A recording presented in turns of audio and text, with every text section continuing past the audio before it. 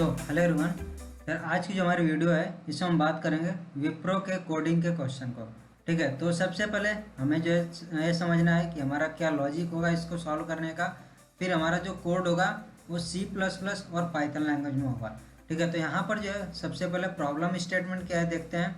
Right a program to calculate and return the sum of distances between the adjacent numbers in an array of positive integers. Note: you are expected to write code in the find total distance function only, which receive the first parameter as the number of items in the array and second parameter as the array itself. You are not requested to take input from the console. ठीक है, तो ये जो चीज़ इन्होंने दिया है ये वहाँ पर जो है जब आप विप्रो का वहाँ पर जो कंपाइलर वगैरह दिया रहता है, जो भी नोट टेक्स्ट एडिटर गिवन होता है, तो वहाँ पर उन्होंने ऑलरेडी इनपुट ले रखा था। ठीक है, आपको सिर्फ एक फंक्शन था जो कि था फाइंड टोटल डिस्टेंस। ये इस तरह से फंक्शन नहीं था, ये इस तरह से था फाइंड अंडरस्कोर टोटल और अंडरस्कोर डिस्टेंस। ठीक है, ये एक फंक्शन था और इसके पैरामीटर्स क्या थे, which receive the first parameter as the number of items in the array.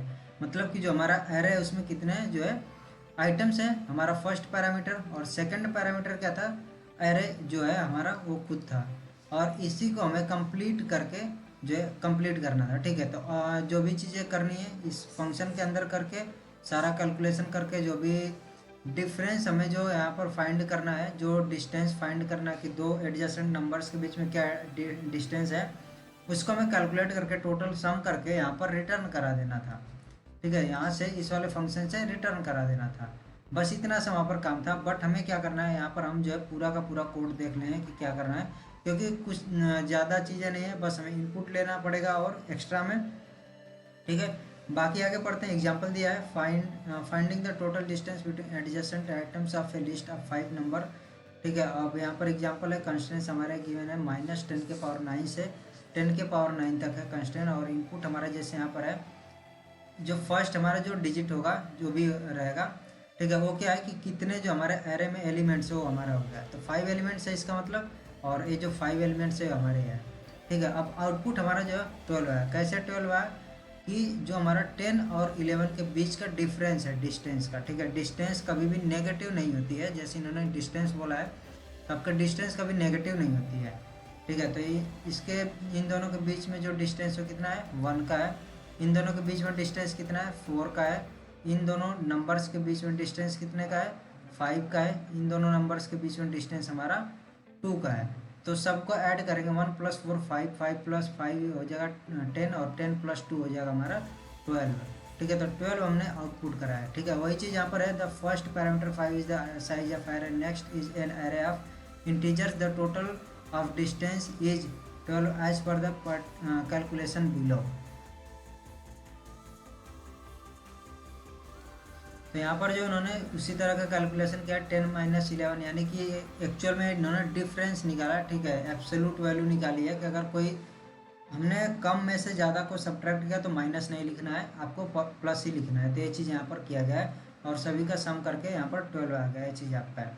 ठीक है, तो अब आप देखिए कि यहाँ पर आपका लॉजिक क्या होगा। लॉजिक बहुत ही सिंपल सा है कि हमें जो है इनपुट वगैरह लेने के बाद से क्या करना है कि जितने भी ये नंबर से दोनों का डिफरेंस लेंगे और एक फंक्शन हम यूज करेंगे एब्सोल्यूट नाम का। ठीक है, एब्सोल्यूट नाम का फंक्शन यूज करेंगे और जो भी वैल्यूज आपकी आएंगी सब्ट्रैक्ट करने के बाद, मान लो कि 10 - 11 है तो माइनस आ जाएगा, एब्सोल्यूट वैल्यू की वजह से अगेन नहीं मिलेगा हमें 1, -1 नहीं मिलेगा, 1 मिलेगा। इसको हमें जो है एक किसी काउंट या सम नाम का वेरिएबल लेंगे जिसको 0 से इनिशियलाइज करके, और एक फॉर लूप लगा लेंगे पूरा जो कि एरे को ट्रैवर्स कर लेगा। ठीक है, और सबका जो डिफरेंस आता रहेगा उन सभी को ऐड करते जाएगा, और एट द एंड हमें रिटर्न करा देना होगा ये जो भी सम आएगा। ये कुछ इस तरह का हमारा यहाँ पर लॉजिक होगा। ठीक है, तो इसका हम कोड देखते हैं। सबसे पहले C++ में जो भी चीज़ें आपको वहाँ पर समझ में आ जाएंगी कि हमारा क्या लॉजिक है। अभी तक अगर आपको थोड़ा भी डाउट होगा लॉजिक में तो वो चीज़ क्लियर हो जाएगा, क्योंकि लॉजिक इसका बहुत सिंपल सा है। ठीक है, तो अब हम इसका जो है अपना सबलाइन टेक्स्ट एडिटर जो कि C++ को कोड को लिखने के लिए यूज़ करेंगे, इसको ओपन करते हैं। तो हमने अब पिछला वाला अपना कोड यहाँ से हटा दिया। अब हम यहाँ पर देखिए हमारी हेडर फाइल हो गई, ठीक है। ये वाली हम हेडर फाइल जनरली इसलिए यूज करते हैं कि हमें बाकी हेडर फाइल्स की आवश्यकता ना पड़े। ठीक है, ये हमारी हेडर फाइल्स सभी हेडर फाइल्स को इंक्लूड कर देती है, तो इसलिए हम जो bit/std_c++ .h हेडर फाइल का ही हमेशा यूज करेंगे। ठीक है, अब देखिए यहाँ पर क्या है कि आपको सबसे पहले इनपुट लेना है। तो आपका इनपुट क्या रहेगा, इंट n कर दिया और सीन हमने कर लिया n में। ठीक है, अब आपको क्या करना है, इंट एरे और आपका यहाँ पर रहेगा साइज n का एक एरे। अब आपको क्या करना है, फॉर लूप लगाओगे और यहाँ पर i की वैल्यू 0 से इनिशियलाइज किया और n तक गए और आप जो है i++ कर लिया। ठीक है, अब आपको क्या करना है, सीन करा लेना है। किसमें कराना है, एरे ऑफ, आपको हर एक इंडेक्स पर सीन करा लिया आपने। अभी तक आपने क्या किया कि हमारा जो कितने एलिमेंट्स है एरे में वो आपने यहाँ पर इनपुट कराया, ये वेरिएबल आपका हो गया और आपने उसमें इनपुट करा लिया n में।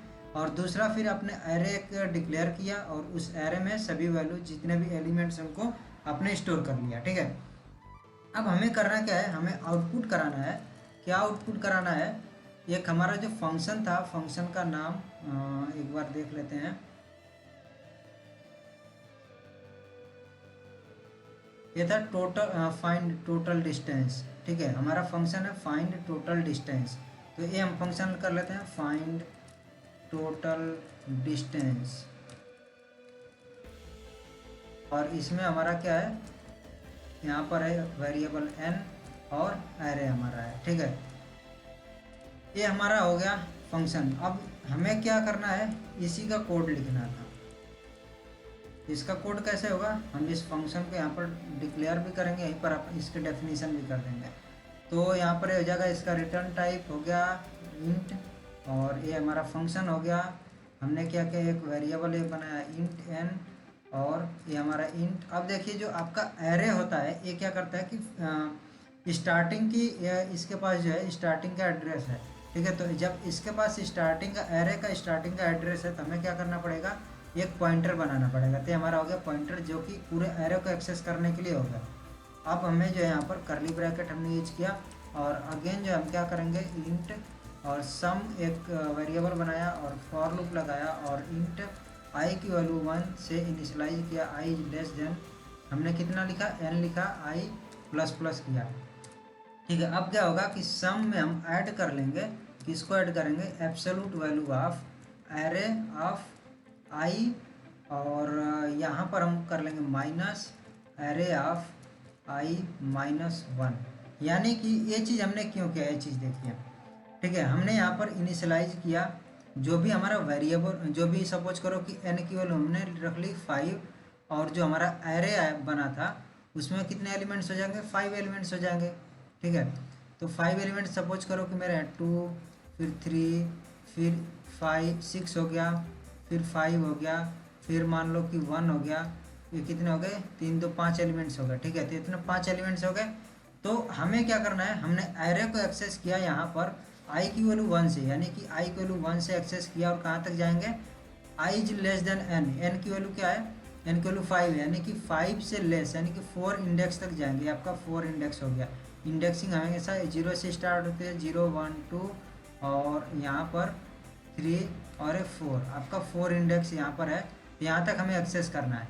यहाँ तक एक्सेस करेंगे तो अब जो है हमें क्या चाहिए कि हमेशा डिफरेंस चाहिए होगा। तो हमने क्या किया, यहाँ पर i की वैल्यू जब 1 से इनिशियलाइज किया तो एरे ऑफ i और माइनस एरे ऑफ i-1 यानी प्रीवियस वाले को सब्ट्रैक्ट कर लिया यहाँ पर। ठीक है, हमेशा हमने किया। जब यहाँ पर इंडेक्स नंबर 4 मिलेगा हमें तो हम क्या करेंगे, एरे ऑफ 4, ठीक है, और माइनस एरे ऑफ 3, इसको हम इन दोनों को सब्ट्रैक्ट करेंगे। ऐसे ही यहाँ पर इस सभी को हम इस तरह से सब्ट्रैक्ट करते करते ऐड भी करते जा रहे हैं। ठीक है, तो इसके बाद से हमारा जो है ये जो भी हमारा पूरा फॉर लूप है ये ख़त्म हो जाएगा। तो हमें क्या करना होगा, रिटर्न करा देना होगा सम को। तो हम क्या करेंगे, रिटर्न सम कर देंगे और सम जो है हमारा क्या है, यही जो पूरा डिफरेंस है हमें दे देगा। तो आपको एक्चुअल में क्या कोड लिखना था, आपको एक्चुअल में इतना बस कोड लिखना था। ठीक है, तो अब जो है हम क्या करते हैं, इस वाले कोड को रन कराते हैं। यहाँ पर हमारा इनपुट आ जाएगा। तो सपोज करो कि हमारा जो है इसमें 5 डिजिट्स हैं और फर्स्ट है 1 5 2 3 और 0 कर लिया। ठीक है, अब इसको रन करा लेते हैं। तो आई थिंक इसमें आना चाहिए, कहाँ पर एरर आ रहा है हमारा, रिटर्न सम। ओके, तो हमने यहाँ पर जो है सेमी कॉलन यूज नहीं किया है, आप यहाँ पर देख सकते हैं। ठीक है, एक चीज़ आपको आना चाहिए, कोई भी आपका कोड में एरर आता है तो आपको डिबग करना आना चाहिए। आपको डिबग कैसे करेंगे, तो आपका यहाँ पर गिवन होता है कि कौन सी लाइन में आपका एरर है। ठीक है, तो 289 लाइन है, 289 में हमारे यहाँ पर एरर दे रहा है। यहाँ पर क्या एरर दे रहा है, एक्सपेक्टेड दिस बिफोर रिटर्न। यहाँ पर इसने बोल दिया कि रिटर्न के पहले हमारा सेमी कॉलन एक्सपेक्टेड था, तो हमने यहाँ पर सेमी कॉलन इसलिए लगा दिया। चेक कर लिया यहाँ पर कि सेमी कॉलन है नहीं था, तो हमने लगा दिया। अब इसको हम रन कराते हैं अगेन, और रन कराने के बाद आप देख सकते हैं यहाँ पर हमारा आउटपुट आया 11। अब ठीक है, अब आप इसको मैनुअली कैलकुलेट कर सकते हैं वेरीफाई करने के लिए। तो 1 और 5 के बीच में डिफरेंस 4, और 5 और 2 के बीच में डिफरेंस 3, तो 4 और 3 7 हो गया। और यहाँ पर 2 और 3 के बीच में डिफरेंस 1 का है। ठीक है, तो 7 1 8 और 3 और जो है 0 के बीच में हमारा डिफरेंस फिर 3 का आ गया, तो 8 + 3 हमारा 11 आ गया। तो ये चीज़ हमारा यहाँ से वेरीफाई हो जाती है कि हमारा जो कोड है एकदम सही काम कर रहा है, एकदम सही चल रहा है। ठीक है, तो अब हमारा जो है पाइथन वाला कोड किस तरह से लिखा जाएगा, इसको अब देख लेते हैं हम। अब मैंने यहाँ पर जो है आपका पाइथन लैंग्वेज में कोड ऑलरेडी लिख रखा है, जिससे कि आपका काफ़ी टाइम यहाँ पर सेव हो सके। ठीक है, तो यहाँ पर क्या मैंने किया है ये चीज़ हम देख लेते हैं। सबसे पहले हमारा जो है इनपुट रहेगा, क्या चीज़ रहेगा कि हमारे एरे में कितने एलिमेंट्स हैं, तो इसको हमने क्या किया यहाँ पर इनपुट कराया। अब उसको हमें इंटीजर में टाइपकास्ट करना पड़ेगा, क्योंकि जो हमारा इनपुट नाम का फंक्शन होता है ये हमें स्ट्रिंग देता है, तो हमने इसको इंटीजर में टाइपकास्ट कर लिया। अब हमने एक लिस्ट बनाई, एम्प्टी लिस्ट बनाई है LST नाम की। ठीक है, और एक फॉर लूप लगाया, और उस एम्प्टी लिस्ट में हमने क्या किया है, जो भी हमारे एलिमेंट्स हैं बाकी, ठीक है, उन एलिमेंट्स को हमने इनपुट करा करके इसमें अपेंड कर दिया। अपेंड नाम का हमारा फंक्शन होता है, जो कि क्या करता है, जो भी एलिमेंट यहाँ पर गिवन होंगे उन सभी को क्या करेगा, अपेंड कर देगा उसके लास्ट में। ठीक है, तो इस तरह से हमने पूरी लिस्ट में जितने भी हमें अपेंड करने थे एलिमेंट हमने अपेंड कर लिया। उसके बाद हमें प्रिंट करा लेना है, क्या प्रिंट कराना है, जो भी फंक्शन हमारा है ये जो भी रिटर्न करेगा। ठीक है, तो यहाँ पर इसका आर्गूमेंट है, एक n है और एक LST है। अब देखो इस वाले फंक्शन का हमारा कोड क्या हो जाएगा, इस चीज़ को हमें देखने की जरूरत है। यहाँ पर क्या किया हमने, फंक्शन को डिफाइन किया। इस तरह से आपका पाइथन में फंक्शन डिफाइन होता है। आपका फंक्शन नाम हो गया, और आपका आर्गूमेंट हो गया n और LST। ठीक है, आपने सम नाम का एक वेरिएबल लिखा और इसकी वैल्यू 0 से इनिशियलाइज कर लिया। आपने फॉर लूप लगाया, और इसका जो है रेंज कहाँ से सेट किया, जो आप फॉर लूप लगा रहे हो 1 से n तक जा रहे हो। ठीक है, n का मतलब कि आपका n-1 इंडेक्स तक एक्सेस करेगा, और इसका मतलब ये हो गया कि आप जो डिफरेंसेस यहाँ पर कैलकुलेट कर रहे हो, क्या हो रहा है कि LST जो आपका 1 इंडेक्स पर वैल्यू है उसको आप सब्ट्रैक्ट कर रहे हो -1 वाले से। ठीक है, ठीक है, i-1 वाले से, यानी कि अगर आपकी i की वैल्यू 1 हो गई तो वहाँ पर आप किसके किसके बीच में डिफरेंस कैलकुलेट करोगे, जो आपका 1 वाला इंडेक्स है और 0 वाले इंडेक्स वैल्यू है, उन दोनों के बीच में आपने डिफरेंस कैलकुलेट किया। और एब्सोल्यूट वैल्यू यानी कि नेगेटिव वाला भी पॉजिटिव हो जाएगा, उसको सब में आपने ऐड कर लिया। ऐसे जब i की वैल्यू 2 होगी तो आपका क्या किस तरह से कैलकुलेट होगा, आपका जो है इंडेक्स नंबर 2 और 1 के बीच में जो डिफरेंस रहेगा, जो भी नंबर्स का डिफरेंस आएगा उनको कैलकुलेट करके आप सब में ऐड कर लोगे। तो इस तरह से हमारा पूरा फॉर लूप चल जाएगा, सभी को ऐड कर लेगा। ऐड करने के बाद से जो हमारा सम में आएगा उसको हमने रिटर्न कर लिया। अब जो रिटर्न कराया वो हमारा जो यहाँ पर आ जाएगा, और उसको हम प्रिंट कर देंगे। ठीक है, अब देखिए यहाँ पर जो है हम ये चीज़ लिख भी सकते हैं, इफ़ नेम और अंडरस्कोर नेम अंडरस्कोर, और यहाँ पर कंपेयर कर लेते हैं मेन के, ये चीज़ें लिख भी सकते हैं, तब भी सही। अगर नहीं आप लिखते हो तो आपको क्या करना पड़ेगा, इसको हटा करके, और इंडेंटेशन हमारा जो है सब कुछ आपको इस साइड में रखना पड़ेगा, जिससे कि हमें कोई एरर ना मिले। ठीक है, बाकी आपका सब कुछ सेम रहेगा। इसको हम रन कराते हैं, तो जब आप इसको रन कराओगे तो यहाँ पर आपका इनपुट आएगा। तो सबसे पहले कितने एलिमेंट्स उसको हमने दे दिया, सपोज 5 दे दिया। अब हमारे एक एक करके जो है यहाँ पर प्रॉम्प्ट होगा कि आप एक एक करके जो एलिमेंट्स है उसको इनपुट कीजिए। तो हमने सपोज इनपुट किया 1, फिर एंटर किया, और इसके बाद से हमारा अनदर जो है दूसरा वाला प्रॉम्प्ट होगा कि आप यहाँ पर इनपुट करो। सपोज दे दिया 5, फिर हमने दे दिया 2, फिर दिया हमने 1, इसके बाद से हमने यहाँ पर दिया 0।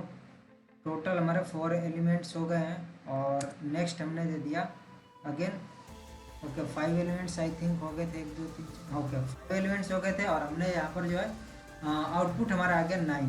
ठीक है। तो अब आप इसको मैनुअली कैलकुलेट कर सकते हो। 1 और 5 के बीच में डिफरेंस आपका 4 का हो गया, 5 और 2 के बीच में डिफरेंस 3 का हो गया, तो 4 3 7 हो गया, और 2 और 1 के बीच में 1 का, तो 7 1 8, और 1 और 0 के बीच में 1 का, तो 9। तो इस तरह से हमारा जो है पूरा का पूरा कोड चलेगा, और आपने देखा कि हमारा आउटपुट भी एकदम सही आ रहा है। ठीक है, तो आई होप ये चीज़ आपको यहाँ पर क्लियरली समझ में आ गई कि हमारा किस तरह का लॉजिक है, और किस तरह का पाइथन में भी कोड लिखा जा सकता है, और C++ में भी कोड हमारा लिखा जा सकता है।